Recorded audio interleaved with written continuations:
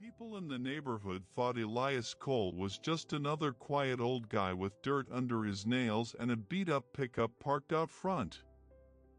The kind of man you nodded at but never really talked to. He wore the same faded denim jacket year-round, smelled faintly of soil and pine, and spoke only when necessary. What nobody knew, what nobody even guessed, was that behind the rusted iron gate of his backyard lived a whole other world. A secret garden. And every single bloom in it told the truth. Most people don't ignore pain because they're cold, they ignore it because they were never taught how to face it. Elias woke up every morning before the sun, back aching, hands stiff, mind already heavy. The world felt loud these days, news blaring about disasters, people arguing about stuff that never seemed to matter. He liked the quiet hour before dawn. That's when memories slipped in without asking. Coffee black. Radio low. Boots on. When he stepped into the garden, it felt like crossing a line between who he was and who he used to be. The roses along the fence were the first thing you noticed. Deep red. Wild. Untamed. Those were for Maria. She loved roses. Said they reminded her that beauty could survive pain. Elias planted them the year she left, hands shaking, heart cracked wide open. She didn't die. That would have been easier. She just chose a different life. One without him. People don't talk enough about that kind of grief, the kind where no one dies, but everything still ends.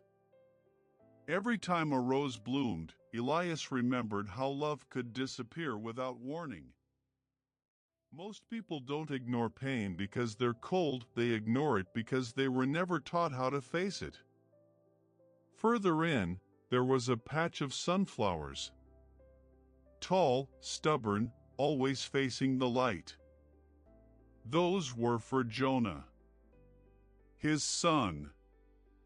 Jonah had been all fire and noise, skateboards, loud music, dreams bigger than the town could handle. Elias tried to be the steady one, the provider, the do-the-right-thing dad. Somewhere between rules and silence, though, he lost his kid. Jonah left at 19 after one brutal fight. "Man, you never listen," Jonah had said, his voice shaking. "You just stand there like you got no feelings." Elias did listen. He just never learned how to speak. Jonah never came back. The sunflowers became Elias's quiet apology. They leaned toward the sky as if they were still searching for someone who might return. Most people don't ignore pain because they're cold, they ignore it because they were never taught how to face it. The garden wasn't pretty in the way magazines liked. It was messy. Honest. Some plants thrived. Others struggled. Some died and came back stronger. Just like people. Near the old oak tree, a small patch of lavender grew. It surprised visitors, if visitors ever existed. Lavender was for peace. After Maria left and Jonah disappeared, Elias had nights when the walls felt like they were closing in.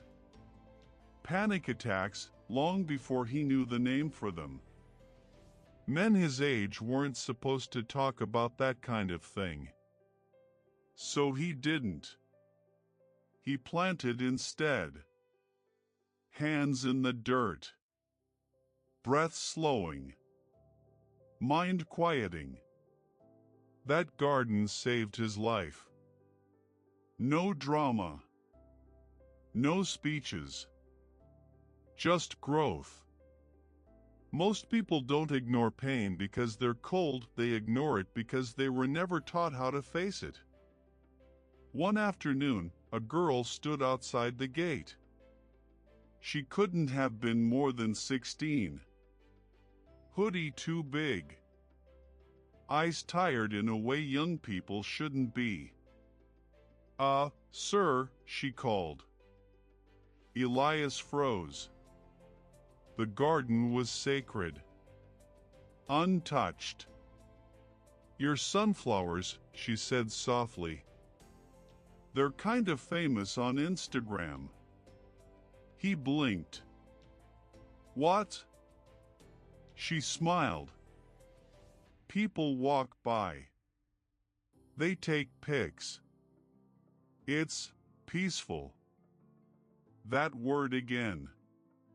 Peace. Against every instinct, Elias opened the gate. She stepped inside like she was entering a church. This place feels real, she said quietly. Like it's not pretending. That hit harder than anything. Over time, more people came. Not crowds, just the broken ones. The quiet ones. Folks who didn't know how to say what hurt. Elias never explained the meanings behind the plants. They didn't need explanations. A woman cried by the roses. A man sat silently under the oak. A kid laughed for the first time in weeks near the sunflowers. The garden spoke for him.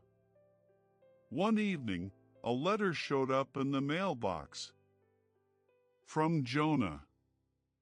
No apology. No excuses. Just honesty. I saw your garden online. Didn't know you felt stuff like that. Guess I was wrong about you, Dad. Elias sat on the porch and cried like the world had finally given him permission. That night, he planted something new. A white lily. For forgiveness. For second chances. For love that survives silence. People say flowers are just flowers. They're wrong. Their truths were too scared to say out loud. And sometimes, if you're brave enough to plant them, they bloom into something that heals more than just the gardener. Elias's secret was never the garden. It was that vulnerability, real, messy, human, that was the strongest thing he ever grew. Let's be honest. You don't avoid your feelings because you're strong.